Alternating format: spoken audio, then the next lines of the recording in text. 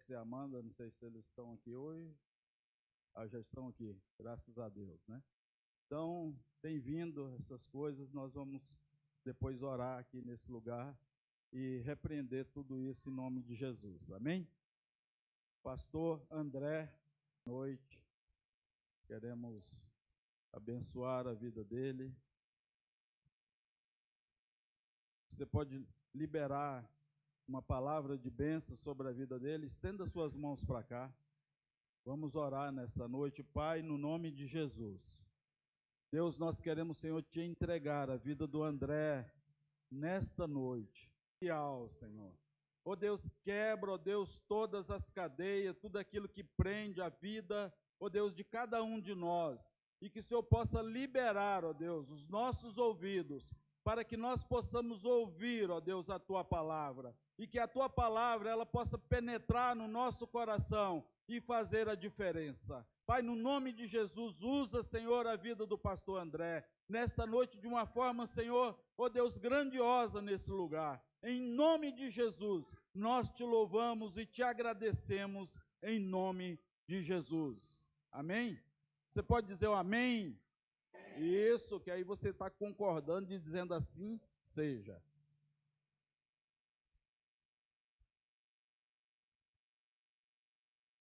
Aleluia, graça e paz a todos, amém, irmãos?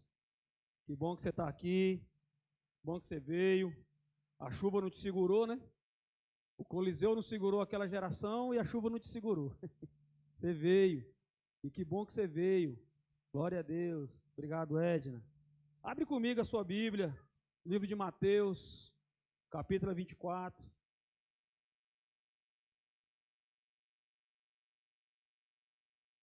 Mateus 24,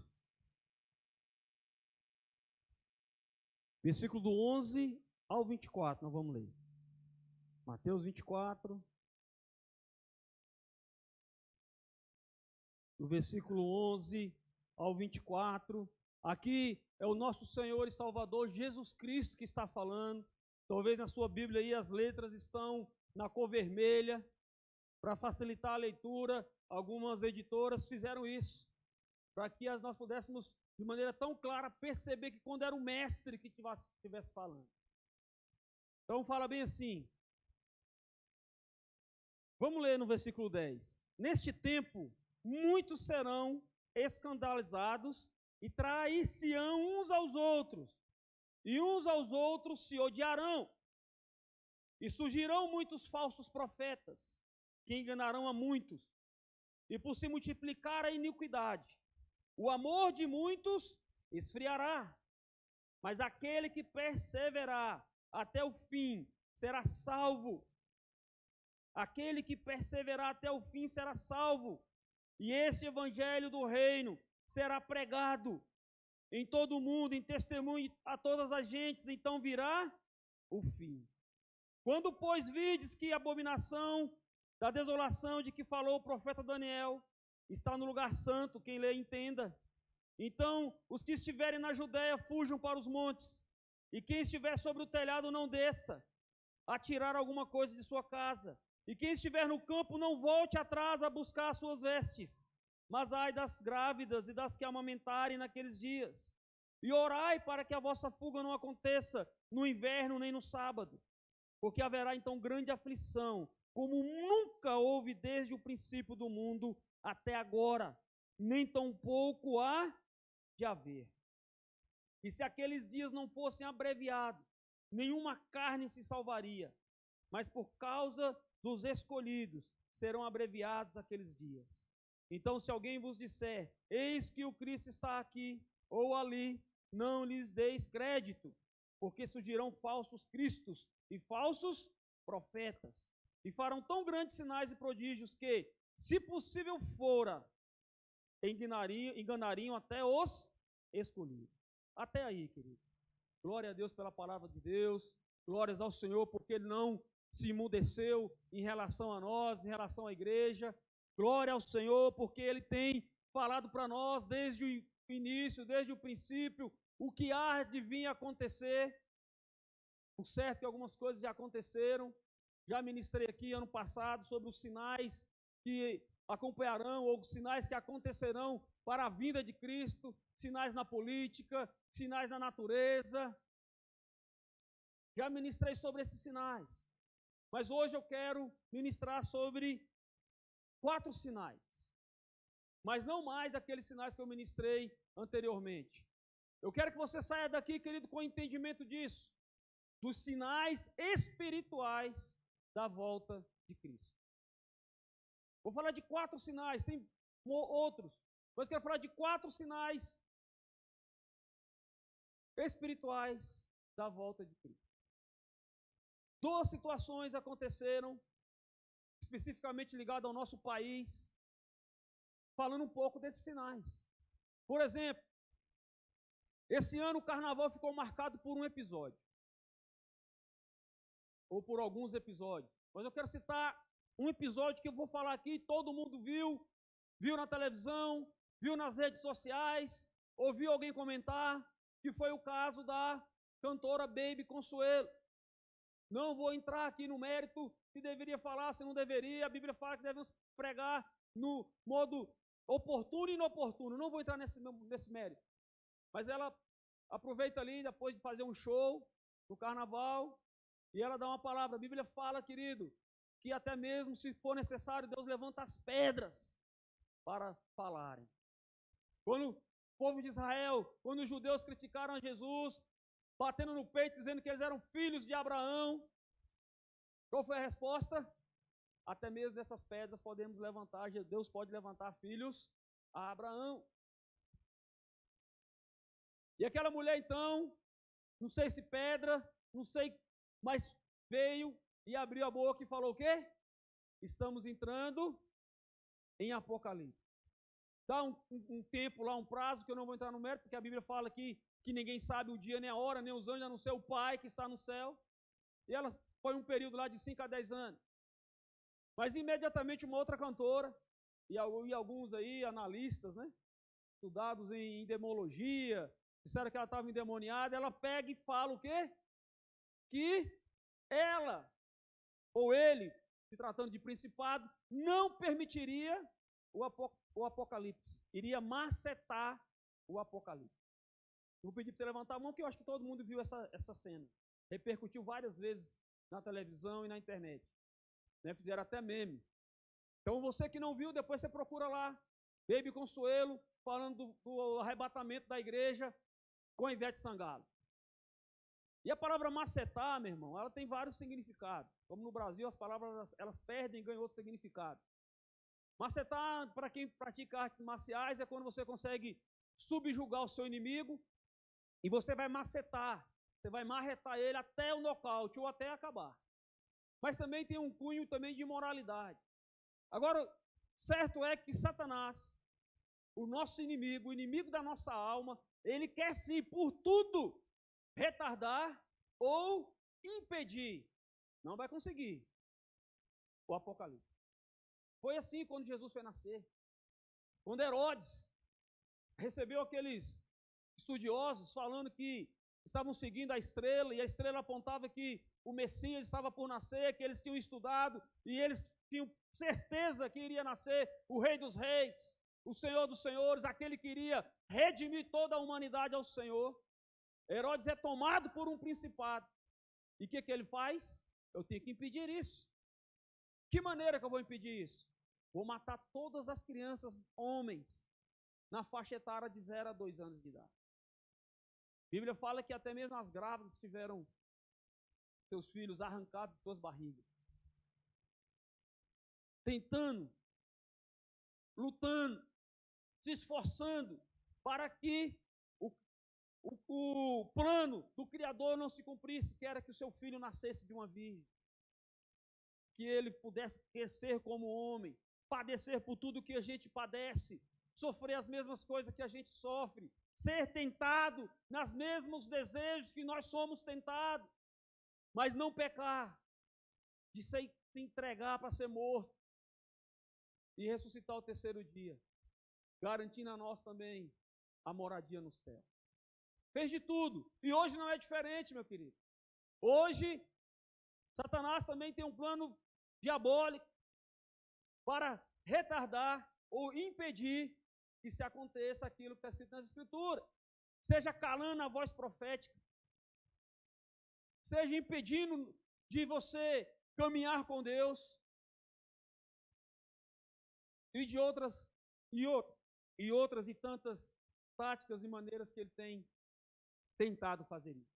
Então, essa parte do carnaval ficou marcada. Outra parte que tem sido marcado nesse início de ano em nosso país foi a declaração do nosso presidente da República ao falar sobre Israel. E não quero entrar no mérito aqui de esquerda e de direita, de Bolsonaro e de Lula, não é isso que eu quero entrar. Irmãos, a Bíblia é bem clara. As nações irão contra Israel. As nações irão se levantar mais e mais líderes políticos contra Israel. Põe isso na sua cabeça. A nossa solução não está na política. Pode falar amém ou não? A nossa solução não está nisso, irmão. São homens ímpios, que enganam, que mentem. São corruptos, filhos de Belial, adoram a Satanás. Se for necessário, matam pai, matam mãe, matam filho, matam esposa, para tomar o poder, querido. Põe isso na sua cabeça. A igreja tem olhado para a terra, tem tirado os olhos do céu. Quando Jesus foi assunto ao céu, o que os anjos falaram para aqueles homens? Da mesma maneira que ele subiu, ele há de descer a segunda vinda, com poder e glória. Agora a igreja, irmão, perdeu a visão, os irmãos perderam a visão dos céus e têm olhado para a terra. É casa, é carro, emprego bom. Discutimos tudo, saímos da nossa casa, vamos na casa do outro para falar, ó, vota em fulano, vota em ciclano, esse fulano é bom. Volta a arrancar um metro de couro das costas aqui, eu estou empenhando aqui meu couro aqui, mas pode votar.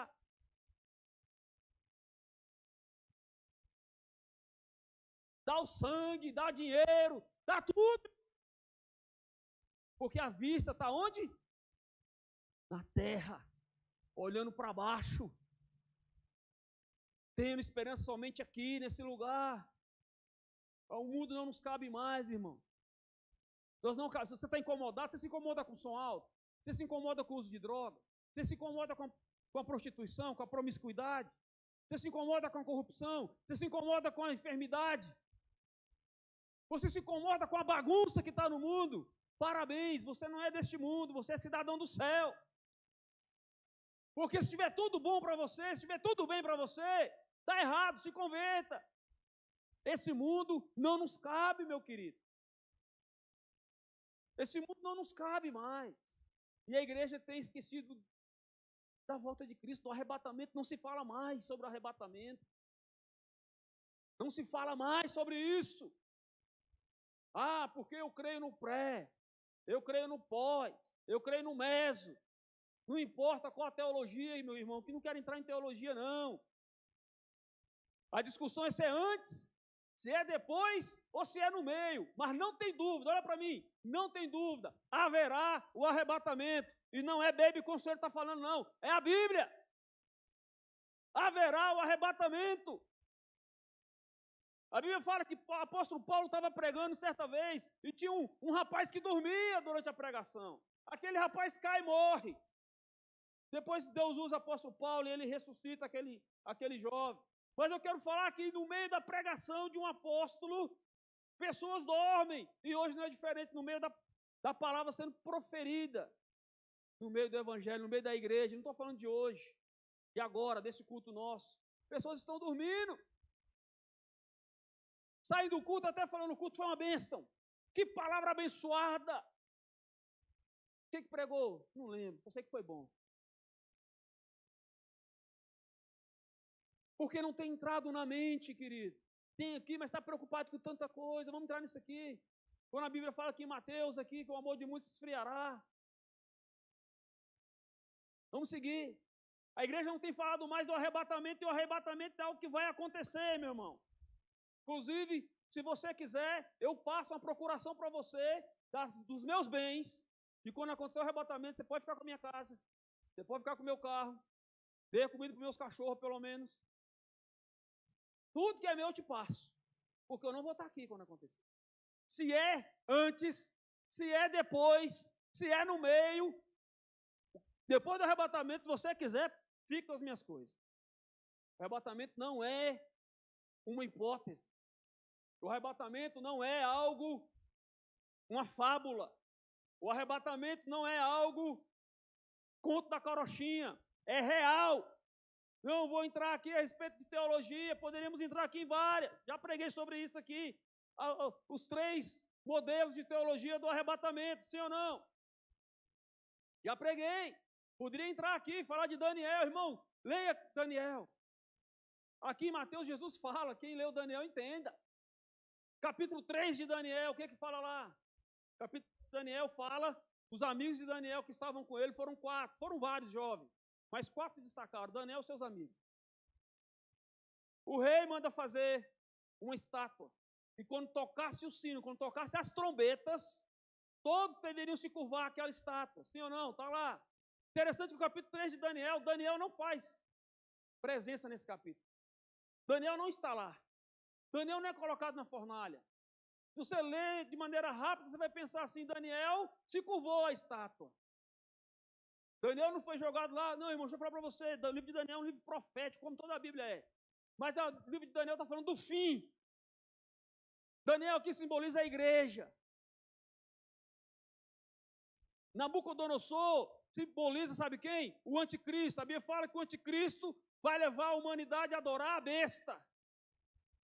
Então Nabucodonosor leva o povo a adorar quem? A imagem, a estátua.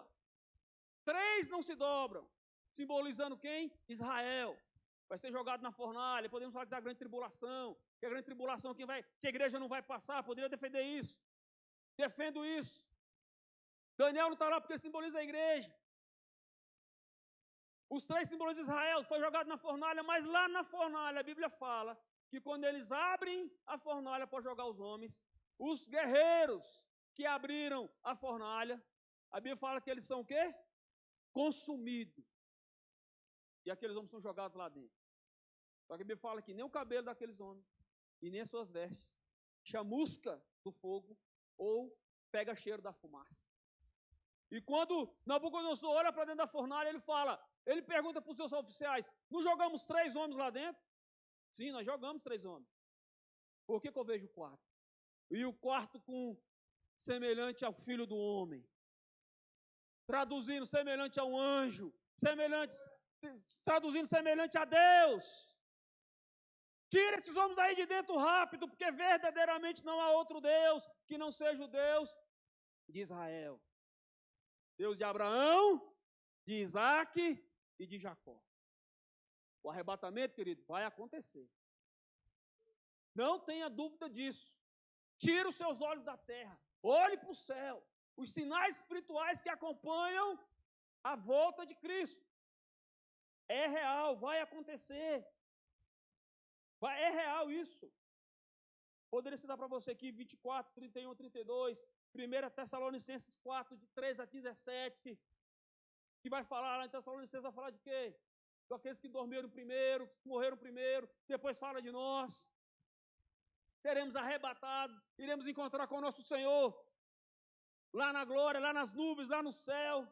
Participaremos das bodas do Cordeiro, passaremos pelo tribunal de Cristo, cada um receberá o seu galardão. Em Apocalipse fala, o galardão está em minhas mãos, diz Jesus em Apocalipse.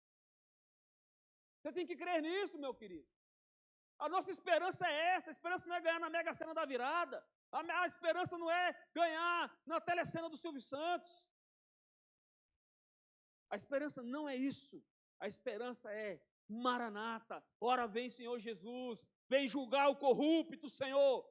Irmão, no julgamento não vai ter aquele que tem toga, não vai ter aquele que tem diploma, não vai ter aquele que tem foro privilegiado, não tem. A Bíblia fala que naquele dia, terrível dia, sabe o que vai acontecer? Será revelado os segredos dos homens. Não vai ter fake news, querido. Diante de Deus não tem. Ele não se esquece. A não ser que se arrependa, confesse e deixe. Aí a Bíblia fala que ele joga no mar, não esqueci. Aí ele fala que joga no mar do esquecimento. Primeiro sinal.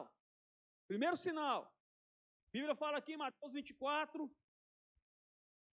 versículo 11. E surgirão muitos falsos profetas que enganarão a muitos. Primeiro sinal. Descrédito na volta de Jesus. É o primeiro sinal, querido. 2 Pedro, abre comigo aí, 2 Pedro, capítulo 3. Versículo 3, 13. 2 Pedro,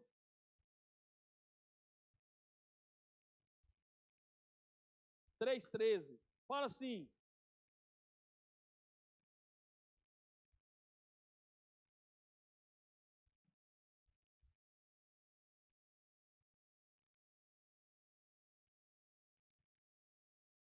Porém, segundo a sua promessa, aguardamos novos céus e nova terra, em que habita a justiça. Meu irmão, pensa uma cidade organizada, Nova Jerusalém. Pensa. Você não vai pagar IPVA, você não vai pagar IPTU, só que as ruas não tem buraco. As ruas é como um ouro fino. Você vai pisar no ouro, meu irmão. Não tem poeira. A Bíblia fala que as bases da Nova Jerusalém são de pedras preciosas. Nossas vestes serão trocadas por vestes de linho. Seu nome será trocado. E só você e ele saberá o nome. Quando ele te chamar, não vai ter duas Pâmelas. Não vão ter milhares de Marias. Porque você vai ter um nome só seu. Só ele e você vai saber. A Bíblia fala que lá não tem noite nem dia, porque a glória do Senhor ilumina aquele lugar. Não haverá fome, não haverá sede. E essa fome, essa sede não é a fome que você vai sentir depois do culto de ir na pizzaria. É fome mesmo, de pessoa cair desmaiada. Sede, não haverá, querido. De cara logo, vai ser quando você chegar lá, vai ter uma mesa, um banquete posto para nós. As bodas do Cordeiro. Não vai ter refluxo, você vai poder comer o que você quiser. Câncer nunca mais. Gordurinha localizada nunca mais. Cárie nos dentes nunca mais, Senhor. Nunca mais, querido. Tem um hino que fala isso, né? Nunca mais. Choro. Insônia. Nunca mais. Acabou, irmão. Essa tem que ser a nossa esperança. Desse banquete maravilhoso. Não sei se eu vou dar conta de comer, irmão. Vai ser tanto choro e soluço. Mas teremos nosso corpo transformado. Não haverá mais. Lá o ladrão, você não vai ter preocupação do ladrão te roubar, porque lá não entra ladrão. Não entra, não entra. Você nunca mais vai ter medo de seu nome cair numa fofoca, numa fake news, porque lá não tem fofoca, não entra. Você nunca mais vai falar assim, eu acho que fulano está me olhando torto, porque lá olhar torto não entra. Mas o descrédito na volta de Jesus não se pregam mais sobre isso. Não se pregam mais. Pedro fala também que muitos deles dizem, mas demora muito. Está demorando muito. As coisas são desde como era a antiguidade. Olha aí, irmão. 1 Pedro 3, versículo 3. 1 Pedro 3 fala assim, ó. Sabendo primeiro isto, que nos últimos dias, quando? Nos últimos dias, virão escarnecedores, andando segundo suas próprias concupiscências, seus próprios desejos, escarnecendo da palavra, escarnecendo do evangelho, e dizendo o quê? E dizendo, onde está a promessa da vinda? Cadê essa promessa? Por que não voltou ainda? Porque desde os pais dormiram, ou seja, morreram. Porque desde os pais todas as coisas permanecem como desde o princípio da criação. Estou indagando. Ah, pastor, quando eu era menino, meu bisavô já falava que Jesus está voltando e até ontem. Então abra do teu olho, que esse teu avô já estava achando que ia vir e agora está mais perto ainda. Porque ele vai vir. Mas estão pregando isso, irmão. É o descrédito da volta de Cristo, o descrédito da volta de Jesus, isso acarreta algumas coisas. Acarreta o quê, pastor? Esse descrédito. As pessoas param de crer, desacreditar nos princípios de Deus. Não creem mais. Irmãos, hoje é a coisa mais normal do mundo se relativizar a família, o conceito de família. O que é o conceito de família que nós crentes aprendemos desde a antiguidade? Pai, mãe e os filhos. Hoje não é isso mais. Agora é a multiplicidade da família. Mudando o conceito, desacreditando nos princípios da Bíblia, desacreditando nos princípios de Deus. Casamento hoje, irmãos, é relativo. Todo mundo sabe dessa frase, casamento é uma instituição? Olha aí. Por quê? Por que falam isso? Se foi Deus que criou o casamento, foi Ele que estabeleceu o casamento. Digno de honra, diz a palavra do Senhor. Digno de honra. É o matrimônio. Mas perdeu-se. Não tem mais esse princípio. Santidade. Para que santidade? Se Jesus não vai voltar. Tem nada não. Você vai lá fora, experimenta o mundo um pouco. Depois você volta. Dá tempo. Você está predestinado. Não importa. Porque não acreditam mais que Jesus está voltando. Não acreditam mais. O principado toma a boca de um artista aqui no Brasil e fala que vai impedir o Apocalipse. E as pessoas, em vez de falar sobre isso, estão criticando a Baby Consuelo, porque falou que vai ter o arrebatamento, inversão de papéis.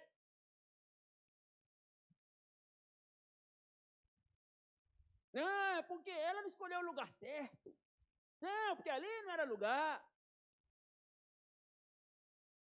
Não, porque ela nem é crente. Por que ela está falando disso? Aí bota até a Veveta estava certa. Porque crente não chama Ivete, é Veveta.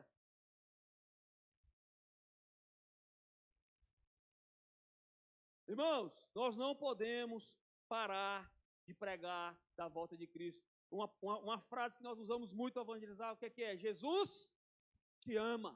Jesus te ama, mas ela tem que ser seguida da outra frase.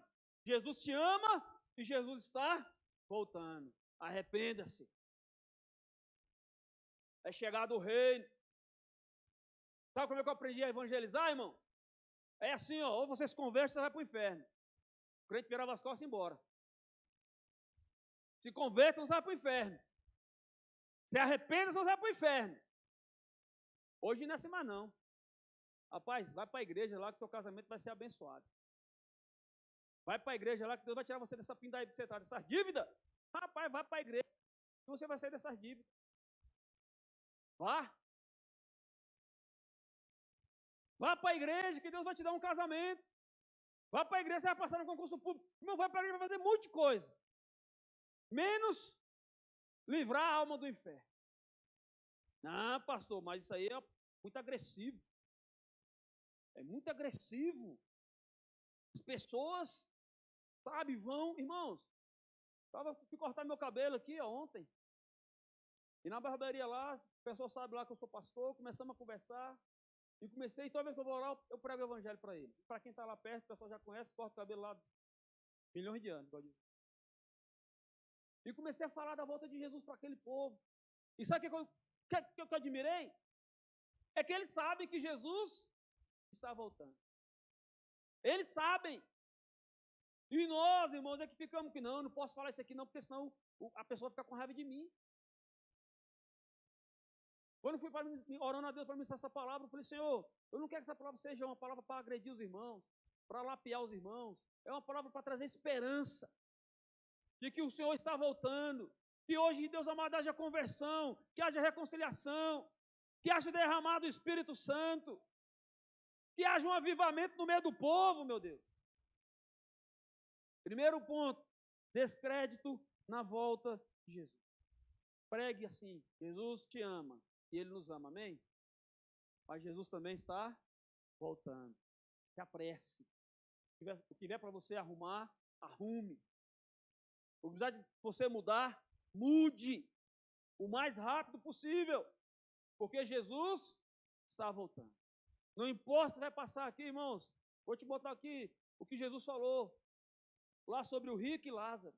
Lázaro, um homem pobre, sem nada, sem condições financeiras, morava na rua, morreu ali, doente. Não sei qual foi o momento que ele se converteu, mas foi o seio de Abraão. O homem rico teve ali uma vida regalada, comia, se fartava. A Bíblia fala que aquele homem foi parar no inferno. Por que eu estou falando isso? Por quê, pastor? Porque, querido, nós temos que ter a percepção que o que você vai plantar hoje aqui na sua vida espiritual, hoje na sua vida física, é o que você vai colher para a eternidade. Você não vai colher em purgatório, ficar 1 ano, 2 anos, carimbar seu passaporte, pronto, agora pode ir para o céu. Não tem isso. Não tem. A Bíblia fala que cabe ao homem nascer e morrer apenas uma vez. Mateus fala isso. Depois disso, segue o juízo. Você se desperte para isso. Segundo sinal. Segundo sinal da volta, segundo sinal espiritual da volta de Jesus Cristo. Mateus 24, versículo 12 fala a iniquidade, o aumento da iniquidade. E o que é iniquidade? Né? Muitas vezes a gente pede perdão: Senhor, perdoa os meus pecados, perdoa as minhas iniquidades, perdoa as minhas transgressões. Tem diferença nos erros? Né? Por que pedir perdão dos pecados? Por que pedir iniquidade, irmãos? É quando o pecado se torna algo normal na vida do crente. É normal na vida da pessoa, é normal na vida daquela cidade, na vida daquele país. O pecado se tornou algo normal, foi normatizado o pecado. Abre comigo a sua palavra em Tiago 4. Está bem pertinho já, né? Tiago 4.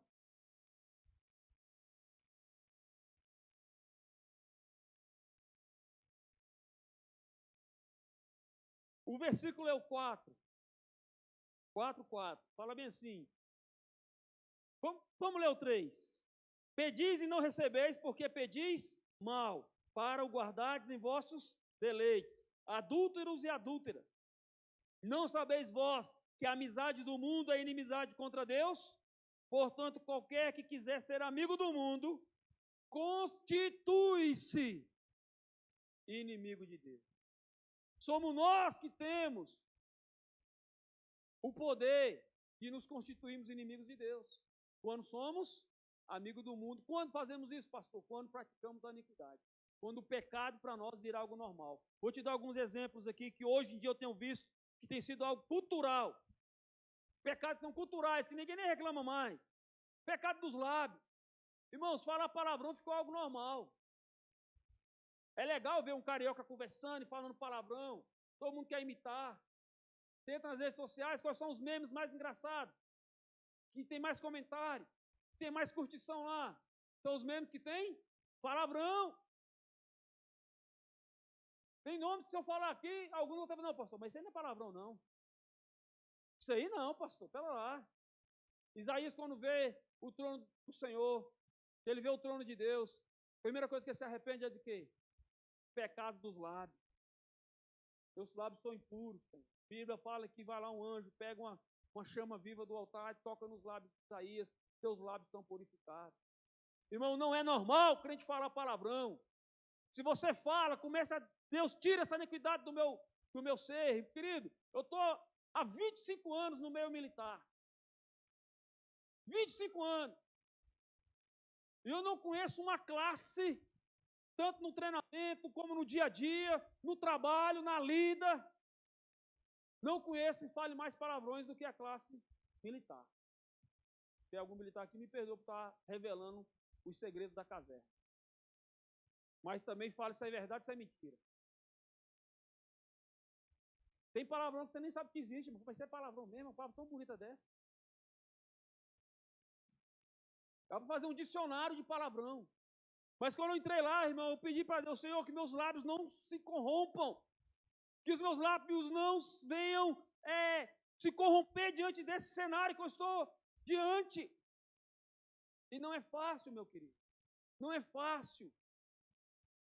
Mas se você tem feito essa prática de iniquidade dos seus lábios, de falar palavrão, há tempo de mudar.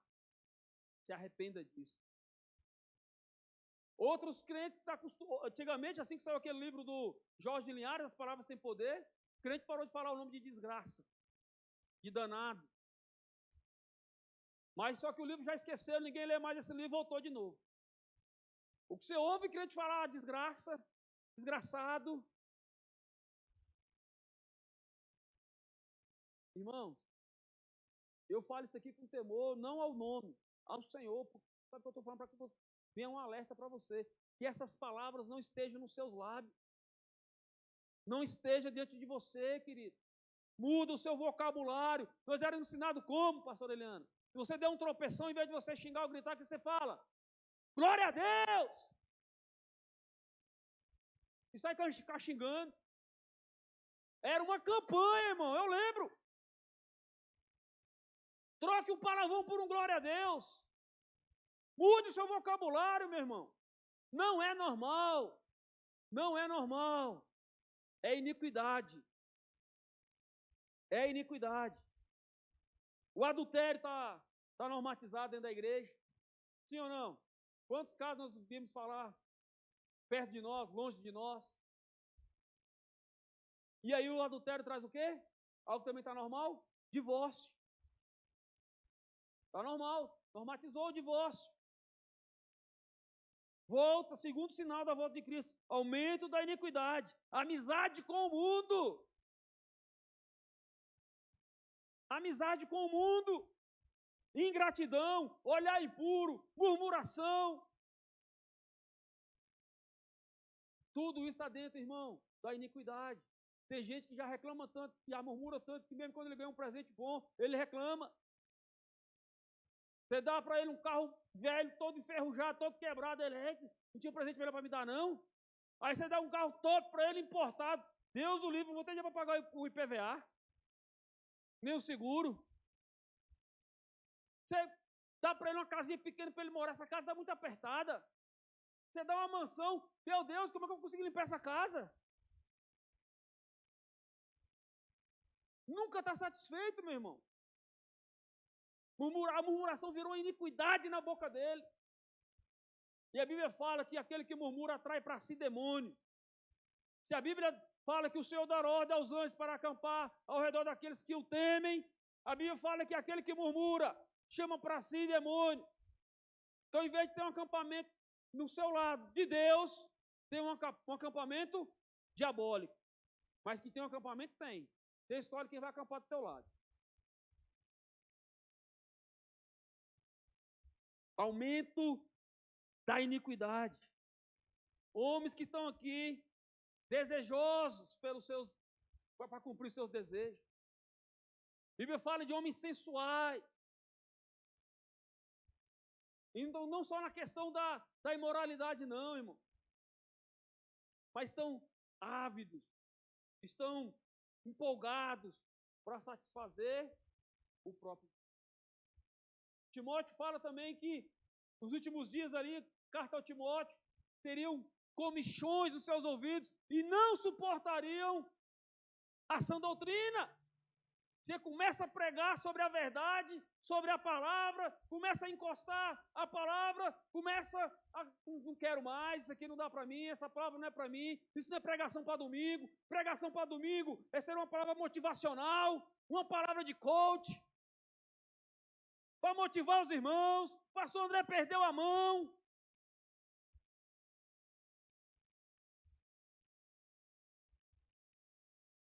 Não aguentam ouvir a sã doutrina. Não aguentam, queridos, serem confrontados. Não aguentam, porque a iniquidade aumentou e já não dói mais. Quando você se converteu, que você chorou foi porque o pecado, o seu pecado, veio à sua mente, veio à sua memória, veio aos seus olhos. lá no encontro com Deus, quando você foi lá, no encontro com Deus, que você chorou, se derramou, foi lá, confessou, foi porque o seu pecado, o seu pecado veio até você, e você se arrependeu dele, mas hoje a iniquidade não dói mais. Jesus não vai voltar, tem tempo. Daqui 5 anos eu me conserto. Já pego o boi, já faz muito eu vim para o culto. Tem que conversar muito, nem para o culto eu venho mais. E não conseguem ouvir a sã doutrina. A iniquidade está aumentando. Desvio de caráter. Irmão, tudo que eu estou falando aqui é dentro da igreja. Desvio de caráter. Calote virou algo normal dentro da igreja. Deixa eu falar para você, os casais aí, ó. Esse ano vai ter encontro de casais. Amém? Nós somos uma das pouquíssimas igrejas que conseguimos contrato com os hotéis de Caldas Novas para pagar do jeito que a gente paga. Sabia disso? Agora mesmo a igreja tem pedido para a pastora Madalena e eu auxiliá-los na organização do encontro e não consegue as mesmas condições, embora o pastor Paulo Rubio e eu temos dado o nosso nome. Olha, o pastor Paulo Rubio é o pastor André, é o Ministério Safe. Embora temos feito isso, endossado, vamos dizer assim, tem tido dificuldade. Sabe por quê? Palavras da corretora que sempre fecha com a gente. Muitas, eu falei o quê? Muitas igrejas deram calote quando reservaram hotel para encontro de casal. É uma vergonha, irmão. É uma vergonha, mas virou algo normal. Muitos não, alguns pastores falam assim, vocês estão fazendo errado. Porque, irmão, nós pegamos o ônibus, dividimos o valor pelas cadeiras e é o valor que você paga. O valor que o hotel passa para nós, da sua hospedagem lá, é o que você paga. Nós não acrescentamos nada em cima disso. Nada. Lembra uma vez que eu convidei alguns amigos do trabalho, colegas do trabalho, para ir por encontro, e eles foram. Não eram crentes ainda. Não eram convertidos ainda. E lá foram tirar a prova dos 9. Vamos ver se o André está falando a verdade ou se ele está mentindo. E lá mesmo eles me procuraram. Falaram, rapaz, eu fui ver o preço da hospedagem ali. Vocês não vão ficar devendo o hotel aí, não? O valor que eles cobraram dele, irmãos, era maior do que o valor que eles pagaram para nós, para hospedagem e ônibus. Só que está normal no meio das igrejas. Não no meio da igreja. A igreja santa, irrepreensível, imaculada, essa não faz isso. Quando eu falo igreja, entenda. É aquele que tem o nome de igreja, porque o joio está junto com o trigo. O joio está lá. O que acontece? Calote. Não cumprir acordo. Não cumprir acordo, ó. Está combinado aqui, você vai pintar essa parede de preto, vai botar essa cruz vermelha. Aí pinta a parede de azul e põe a cruz amarela. Prejuízo é de quem contratou. Não tem nada a ver com isso aí, não. Não tem nada a ver com isso. Não cumpre os acordos. Não cumpre as alianças. Conversa de duplo sentido. Desonra pai e mãe. A iniquidade tem crescido e muito. Isaías 5:20. Anote aí, depois você vai ler. A Bíblia fala ali, ó. Ai daquele. É os ai de Isaías. Se você não leu os ais de Isaías, leia o capítulo 5. Tem os ais. Aí fala assim o profeta, ai daquele que passa o mal por bem e o bem por mal, que faz das trevas luz e das luzes trevas. Ai daquele.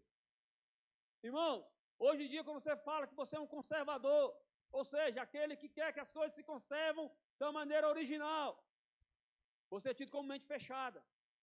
Hoje, se você é contra o aborto, você é contra a liberação das drogas. Você é trevas. Você é do mal. Porque hoje está invertida. O mundo inverteu as coisas. Errado é o policial que foi lá, correu atrás. E o cara que estava fugindo da blitz, bateu o carro, bateu a moto, se machucou, quebrou a perna, morreu. Errado é o policial, não é aquela pessoa que furou a blitz. Errado é a justiça e não o marginal. As coisas inverteram. Ai daquele que fizer isso. Ai daquele que fizer isso. Nós não podemos ser assim, irmão. Nós temos que falar a verdade. É mal, é mal. Tem um meme aí que a pessoa chega e fala: você torce para qual time? Para o Flamengo. Aí chega um outro rapaz lá, 2 metros de altura, filho de Sansão, casado com a filha de Golias, 2 metros de altura, forte. Aí fala: eu sou vascaíno, e todo flamenguista eu bato. Vou só dando um exemplo. Aí vira pro rapaz que falou: você é o quê? Não, eu sou Vasco também. Já mudou a opinião. E muitos da igreja estão sendo assim, querido. Você é que eu sou crente? É igual Pedro. Senhor, se vem aqui, eu vou matar, vou esfolar, eu vou fazer tudo. Mas quando foi lá, uma doméstica vira para ele e fala: você não estava com ele? Tu também não é Galileu? O modo de tu falar está te acusando. Ele fala o quê? Nunca vi esse homem. O crente está assim, irmão. O crente está assim. O aumento da iniquidade. Tem um argumento muito sendo usado hoje, presta atenção, dentro da igreja. Qual que é o argumento? Nada a ver, se você, ou religioso, se você fala de vestimenta, irmão, dentro da igreja. Você é religioso, pastor Júlio. Pode falar disso. Vestimenta? Onde está falando isso? A igreja que não pode usar calça? Pode. Vai continuar assim. Pode usar brinco? Pode jogar bola? Pode. Mas fala de vestimento, irmão. Chega uma das irmãs casadas, alguma das pastoras para alguma irmã e fala: irmã, você está mostrando sua barriga. Essa calça está muito colada. Isso é religiosidade. Isso é religiosidade. Não, irmão, deixa eu falar para você sobre vestimento. Presta atenção aqui. Quando você lê a Bíblia toda, de Gênesis a Apocalipse, fala de vestimento. De Gênesis a Apocalipse. Até quando não tinha vestimento é falado. Adão e Eva foram criados em imagem e semelhança de Deus. Os dois estavam nus. Ou seja, os dois estavam sem vestes e não se envergonhavam. Depois eles caem. Depois que eles caem, qual é o próximo evento que acontece? E o Senhor coseu para eles roupas de pele. Depois você vai lá em Apocalipse. Vai falar o quê? E vem um grande exército do Senhor, vestido de linho puro. Veste. Como é que o crente não tem que olhar para a veste? Ele tem que olhar para as suas vestes. E a veste é só a ponta do iceberg, né? Falamos aqui de várias coisas, aumento da iniquidade. Então esse argumento de que isso aí é religião, isso é religiosidade, cai por terra. Cai por terra. E a verdade, ela não é relativa. A verdade, ela não é relativa. Jesus falou: eu sou o caminho, a verdade e a vida. Ele é a verdade. Tem um movimento aí que a sua verdade não é a minha verdade necessariamente. E a sua verdade é verdade, e a minha verdade também é verdade. Onde é que está escrito isso, irmão? E é por isso que tem muita gente hoje chamada de pai de pets, que trata o cachorro igual filho. É por isso que tem muita gente aí, irmão, que está com a vida toda do avesso, porque na cabeça dele, ele está vivendo uma verdade, mas a verdade é Cristo, a palavra de Deus. Ele é o verbo, ele é a própria palavra. Não existe meio termo. Ah, mas Deus é misericordioso. Ele é misericordioso. Ele me aceitou do jeito que eu era. E me amou tanto para mudar o jeito que eu era. Porque o jeito que eu era não tinha como andar nas ruas de ouro. Não tinha como me banhar no mar de cristal. Não tinha. Ele me amou tanto que ele mudou o meu jeito. Tem mudado o meu jeito a cada dia. Aí vamos entrar aqui em santidade e santificação. Mas que a sua mente, irmão, a sua mente não esteja cauterizada. que sua mente não esteja cauterizada, impedida de ouvir a palavra do Senhor. A Bíblia fala, presta atenção, que nós somos luz do mundo, que nós somos sal da terra. E Pedro fala que nós fomos, vamos lá, Pedro, 2 Pedro, 1 Pedro 2:10, 2, 6 a 10. 1 Pedro, eu já vou lendo aqui para a gente poder ganhar tempo. Fala assim, pelo que também na Escritura se afirma, eis que põe em Sião a pedra principal da esquina, eleita e preciosa, e quem nela crer não será confundido. E assim para vós, os que credes, é preciosa, mas para os rebeldes, a pedra que os edificadores reprovaram, essa foi a cabeça da esquina. E uma pedra de tropeço e rocha de escândalo para aqueles que tropeçam na palavra, sendo desobedientes para o que também foram destinados. Mas vós, olha aí, versículo 9, mas vós sois a geração eleita, o sacerdócio real, a nação santa, o povo adquirido, para que anuncieis as virtudes daquele que vos chamou das trevas para a sua maravilhosa luz. É essa a palavra, não é para andarmos na iniquidade, é essa a palavra que o Senhor tem para nós, querido. E tem sim, o crente é separado, tem sim, tem. Crente tem um jeito de falar, crente tem um jeito de vestir, crente tem um jeito de socializar. Crente tem música de crente? Tem. Quase aquela música da Ana Paula, né? Tem filme de crente? Tem. Não fique se deleitando, irmão, em música do mundo, em música mundana. Olha, vários artistas mundanos, eles são, como é que fala, admiráveis. São admiráveis. Pelo tom de voz, o jeito que canta, o jeito que dança, o sucesso que fizeram. Sim ou não? Sim, mas eles não são referência para nós. São admiráveis, mas não são referências. Vários atores são homens admiráveis na sua arte de interpretar, sim ou não? Faz o vilão, faz o herói, faz o mocinho, faz o bandido, faz o velho, faz o novo. São admiráveis, mas não são referência. Eu fico admirado quando a igreja se admira, quando um casal de artistas se separa. Um casal de artistas que não tem o Senhor no seu casamento. Eu me admiro com a admiração da igreja. Eles não são referência, irmão, para nós. Eles não são. Paulo fala, sede meus imitadores, como eu também sou de Cristo. E eu posso falar aqui, pela misericórdia do Senhor, sede meus imitadores, como eu sou de Cristo. Primeiro sinal, discreto na volta de Jesus. Segundo sinal, aumento da iniquidade. Terceiro sinal, nós vemos lá em Mateus 24, o amor de muitos, e aqui que pega muito crente, porque muitas vezes não entende o que está falando a palavra. O amor de muitos esfriará. 1 Timóteo, capítulo 4, foi aquela referência que eu dei antes, versículo 1. Fala assim, pegue em sua Bíblia, 1 Timóteo 4, versículo 1.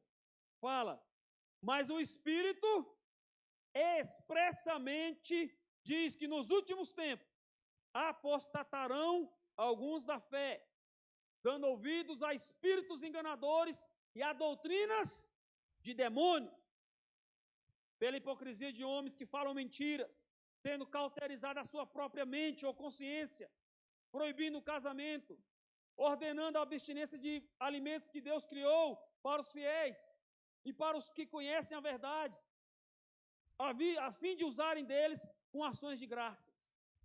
Porque toda criatura de Deus é boa, e não há nada que rejeitar, sendo recebido com ações de graça. Então está aqui, ó. O amor de muitos esfriará, e esse amor, irmão, não está falando apenas de um sentimento. Não é simplesmente um sentimento que vai esfriar. Ah, porque agora está tendo muito divórcio, o amor esfriará. Não, isso é iniquidade. O amor de muitos esfriarão. Deixa eu te falar. Não tenho vergonha dos meus cabelos brancos.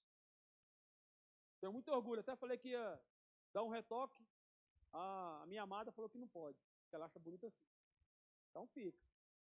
Né? Time que se ganha, não se mexe. Né? Mas desde que eu me converti, tem sido uma insistência para mudar o nome das coisas. Quando eu me converti, Eduardo, não falava salão de reunião. Chamava de quê? Templo. Chamava de templo. Quando eu me converti, não chamava de palco. Chamava de quê? Altar. E ai daquele que pisasse aqui em pecado, irmão. Não chamava de músicos. Chamava de quê? Levitas. Pastor, mas o templo não sou eu?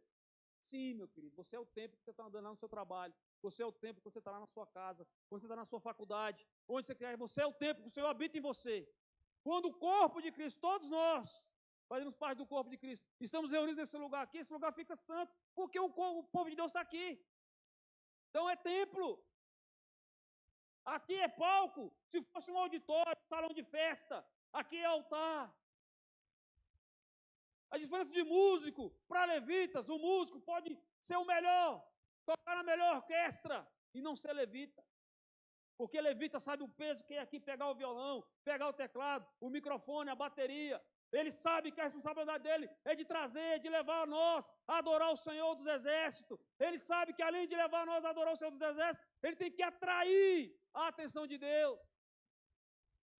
Muitas igrejas contratam músicos que não são crentes. Não sabe, está tocando no barzinho, bossa nova, MPB, rock. E no domingo está nas igrejas tocando Fernandinho, tocando Ana Paula, tocando as músicas que nós cantamos. E a unção não desce, a unção não vem. Tem luz, tem tudo, instrumento do melhor. O cara sabe tocar muito melhor do que os nossos levitas, mas não tem unção, não tem Espírito Santo, não tem santidade. Não são referência para nós. O amor de muitos esfriará. O nosso culto, irmão, tem que ter paixão. Davi falou o quê? Alegrei-me quando me disseram, vamos à casa do Senhor. O amor tem esfriado. Nós chegamos aqui no domingo aqui arrastados. Não tem paixão. Não tem fogo. O que você diria para um relacionamento? Nós já fizemos aqui várias vezes nos casados aqui, a tribuna conjugal. Se chegasse para você um casal e que falasse assim, olha irmão, estou com um problema.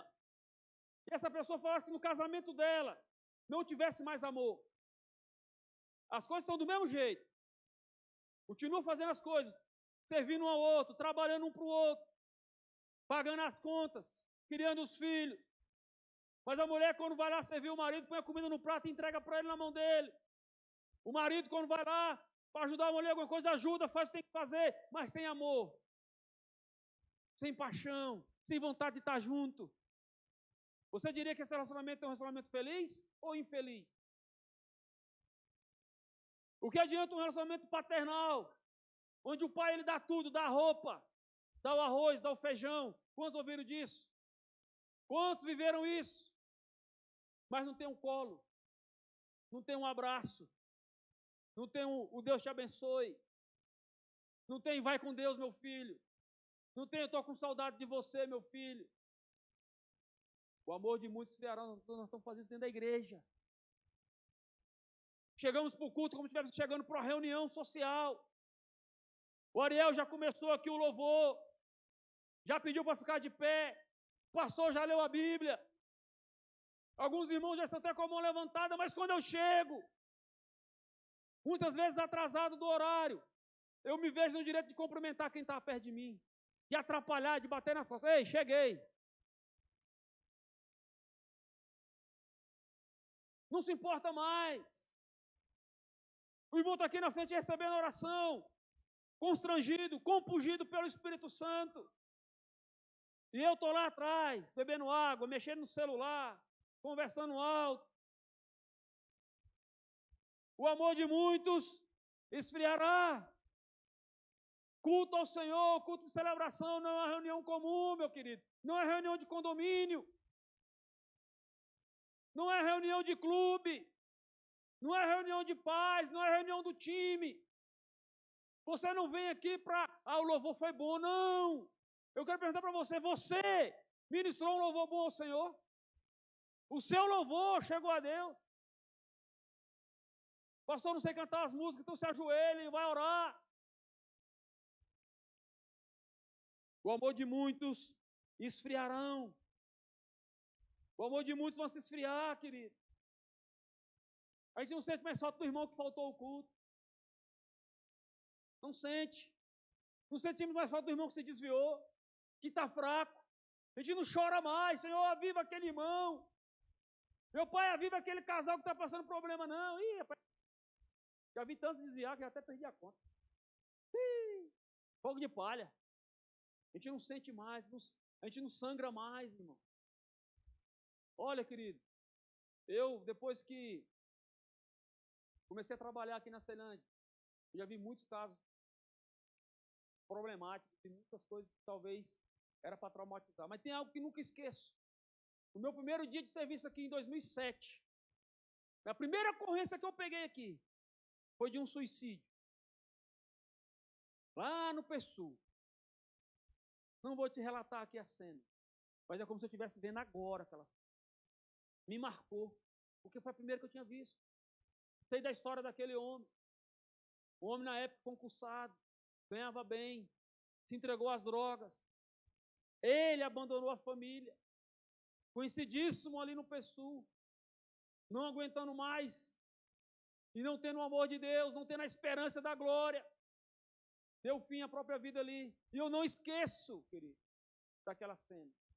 Porém, das demais, eu só consigo lembrar se eu for contando história. Sabe por quê? Porque você aprende ao quê? A não se importar mais. Pastor, é verdade. Você aprende a chegar num acidente com vítima e não se importar mais, manter a calma, pedir para o pessoal se afastar, ligar para o SAMU. Você não chora mais. As primeiras ocorrências de violência doméstica, crianças sendo agredidas, chegava a escorrer a lágrima do olho. Depois você chega nas ocorrências, não te fere mais. Você já está cauterizado com aquilo ali. Você já é mais sensível àquela cena. Nós temos feito isso na igreja. Você passa a semana inteira do lado do teu colega de trabalho, do teu colega de faculdade, e você está vendo ele indo para o inferno. E você quer convencer ele de qualquer outra coisa. Quer convencer de teologia, quer convencer de tudo, de encontro de casais, de encontro de jovens. Menos que você não se converter, não se arrepender. Infelizmente, meu amigo, você vai para o inferno. A gente foi ter uma comunhão com os irmãos de uma igreja no Goiás. E eu conversando com o pastor, já um senhor de idade. E ele me contando o testemunho dele, como ele se converteu. Ele era casado. A esposa vai para Cristo. Se converte. E ele, redutivo, não vou. Ela se batizou nas águas, passou um tempo. Ela servindo a ele normalmente, como uma boa esposa, ela sempre tinha sido. Um dia ela chegou para ele, serviu o lanche dele antes de ir para a igreja. E falou assim, meu velho, eu vou ser sua esposa o resto da vida. Até enquanto eu e você formos vivos, eu serei sua esposa. E eu nunca vou me casar se você morrer primeiro que eu. Só tem uma coisa, que quando a gente morrer, eu sinto muito, mas eu vou para o céu. E você não. E ele tomou um susto e falou, conversa essa mulher. Lá você não pode me seguir. Eu vou para um lado, você vai para o outro. A única solução para a gente ir para o mesmo lugar é se você se arrepender. E ele falou que naquele dia foi para o serviço, foi chateado, nervoso com aquela palavra da mulher. Mas no final da tarde, o Espírito Santo tocou no coração dele e falou para ele, melhor do que morar com ela lá no céu, vai ser morar com Deus. E naquele mesmo dia ela veio, tomou banho, se arrumou, ela tomou um susto, ele foi para a igreja. O pastor não fez o apelo, ele mesmo foi lá, pastor, faça o apelo que eu quero aceitar Jesus. Aceitou a Jesus e está até hoje na fé. Querido, o amor de muitos vão se esfriar. Vão apostatar da fé. O que é apostatar da fé, pastor? Tanto faz como tanto fez. Tanto faz como tanto fez. Lembro que quando eu estava fazendo acompanhamento com a psicóloga, ela falou, olha, pastor, eu atendo aqui 4 pastores, o senhor é o 4º.